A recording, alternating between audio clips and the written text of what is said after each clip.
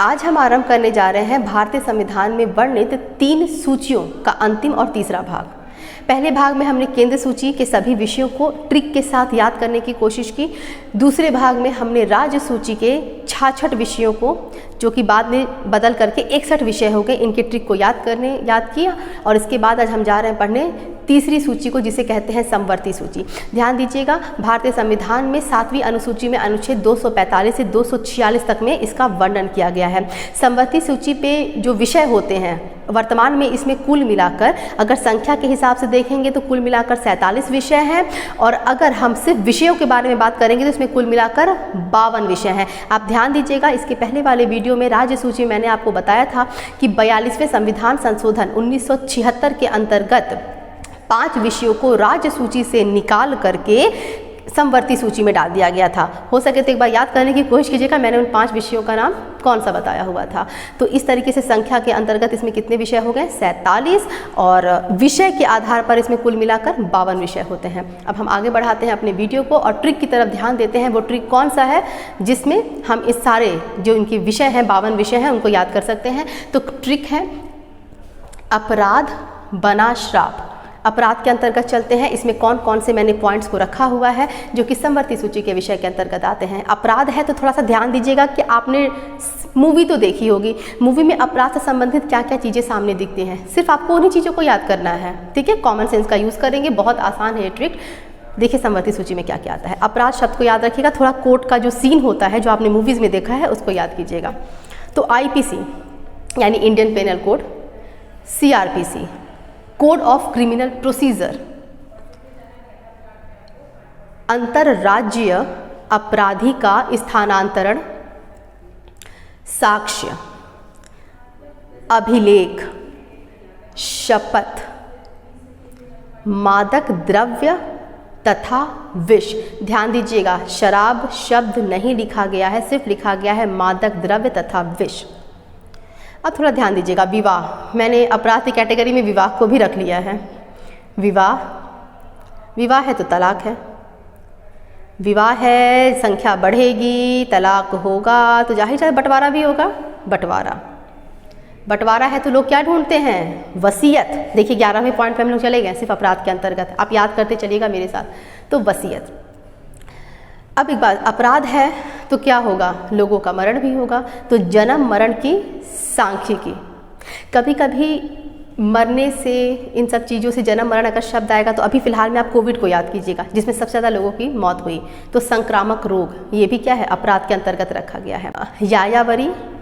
यायावरी एवं प्रवासी जनजातियाँ तथा पशुओं के प्रति निर्मम व्यवहार का निषेध। यायावरी के बारे में थोड़ा समझते हैं, ये होता क्या है। दरअसल ये घुमंतु जनजातियां होती हैं जो एक स्थान पर ठहरकर निवास नहीं करती हैं। तो इस तरीके से हमने अपराध के अंतर्गत इन सारी ट्रिक्स को देखा। अब हम आगे चलते हैं नेक्स्ट ट्रिक की ओर, जो है वन तथा वन्य जीव। अब हम नेक्स्ट ट्रिक की ओर बढ़ेंगे, जो है वन्य तथा वन्य जीव। ध्यान दीजिएगा, ये वही वाला टॉपिक है जिसको राज्य सूची से उठा करके समवर्ती सूची में 1976 में 42वें संविधान संशोधन के अंतर्गत डाला गया था। तो इसमें वनों की सुरक्षा, वन्य जीवों की सुरक्षा को लेकर कई सारे अधिनियमों की जो बात की जाती है, ये सारी किसके विषय है? तो समवर्ती सूची का विषय है। नेक्स्ट ट्रिक की ओर चल रहे हैं, जो है श्राप। अपराध बना श्राप। श्र से होगा श्रमिक, प से होगा परिवहन। अब ध्यान दीजिएगा, श्रम। अब श्रम में देखिएगा, यानी श्रमिकों की बात की जा रही है इसमें। तो इसमें जो पहला पॉइंट है वो है श्रमिक कल्याण। श्रमिक कल्याणों के लिए कितनी सारी योजनाएं चलती हैं, तो इसमें जो पॉइंट जुड़ते जा रहे हैं उसको प्लीज़ श्रम से कनेक्ट करके याद कीजिएगा। ये है इसमें श्रमिक कल्याण की योजनाएं।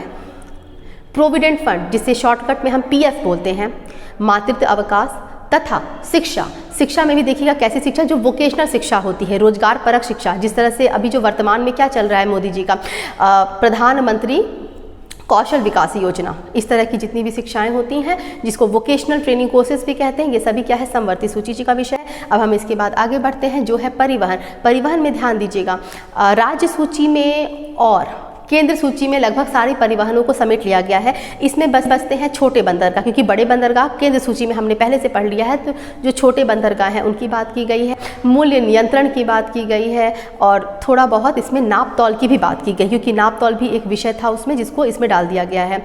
तो याद रखिएगा, नाप तौल जो आप विषय देख रहे हैं ये आपको राज्य सूची में भी मिलेगा तथा इस वाली सूची में भी मिलेगा। और इस तरीके से आपने देखा कि आपने अगर तीनों वीडियोस को आप पहला पार्ट, दूसरा पार्ट और तीसरा पार्ट को ध्यान से देखेंगे तो आप पाएंगे कि आपने एक तरीके से कुल मिलाकर अब जोड़ते चले जाइएगा कि आपने केंद्र सूची के सभी विषयों को ट्रिक के साथ, राज्य सूची और समवर्ती सूची, इन तीनों सूचियों के विषयों को आपने ट्रिक के साथ याद कर लिया है। अगर मैं अपने प्रयास में सफल हो रही हूँ, अगर आपको मेरे वीडियो से याद हो पा रहा है तो प्लीज़ मेरे वीडियो को ज़्यादा से ज़्यादा शेयर कीजिएगा, लाइक कीजिएगा, कमेंट कीजिएगा, मुझे आपकी मोटिवेशन की बहुत ज़रूरत है। एक बात और कहना चाहूँगी, मेरे कई सारे स्टूडेंट्स हैं जो मुझसे ये कहते हैं कि मैम ऑनलाइन वीडियो देखने के बाद चीज़ें याद नहीं रहती हैं, आप आगे बढ़ते चले जाते हो, पीछे की सारी चीज़ें भूलती चली जाती हैं। तो मैं आपके लिए एक बहुत अच्छी चीज़ आपको सजेस्ट करूँगी और आप प्लीज़ इस चीज़ को ज़रूर कीजिएगा। एटलीस्ट 2 से 3 दिन करके देखिए। जैसे डॉक्टर कहता है ना, 3 दिन की दवा लिख रहे हैं और अगर सूट नहीं की तो दवा चेंज कर दी जाएगी। तो प्लीज़ उसी तरीके से मैं आपको एडवाइस कर रही हूँ, इसे करके देखिएगा। सूट करता है तो अच्छी बात है, नहीं तो फिर मैं अपनी एडवाइस को ज़रूर चेंज करके कुछ और आपको बताने की कोशिश करूँगी। आप कीजिएगा क्या कि जब आप मेरे वीडियोज़ को देख रहे हैं तो आप अपने साथ में नोट पैड या किसी कॉपी को लेकर के प्लीज़ ज़रूर बैठ जाइएगा और जब जैसे ही मैं बोल रही हूँ, जैसे क्लास लेक्चर्स में आप सुनते हो, उसको लिखते चले जाइएगा। ध्यान दीजिएगा, ऑनलाइन क्लासेस का एक डिमेरिट भी है। इस पृथ्वी पर जितनी सारी चीज़ें हैं उनकी अगर कोई खासियत है, कोई लाभ है, तो उसकी हानि भी है। इसकी हानि यही होती है कि चीज़ें आपको बहुत जल्दी याद नहीं होती हैं, लेकिन इसका भी सल्यूशन है। सल्यूशन यही है कि आप प्लीज़ आराम से लेट करके कहीं बैठ करके वीडियोस को मत देखिएगा, प्रॉपर स्टडी टेबल पे बैठ जाइए, नोट पैड लीजिए और पेन लीजिए और तब लिखते जाइए सारे पॉइंट वाइज को। करके देखिए, अगर 3 दिन का डोज है ये दवा, अगर आपको सूट करता है, ज़रूर सूट करेगा वैसे, और नहीं सूट करता है तो मैं दवा चेंज करूँगी, यानी मैं अपनी एडवाइस को ज़रूर चेंज करूँगी। आपको ये वीडियो अगर अच्छा लगता है तो लाइक कीजिए, कमेंट कीजिए, कोई सजेशन देना चाहते हैं तो कमेंट बॉक्स में लिख कर बताइए और इस वीडियो को जितना हो सके उतना शेयर कीजिए। Thank you so much.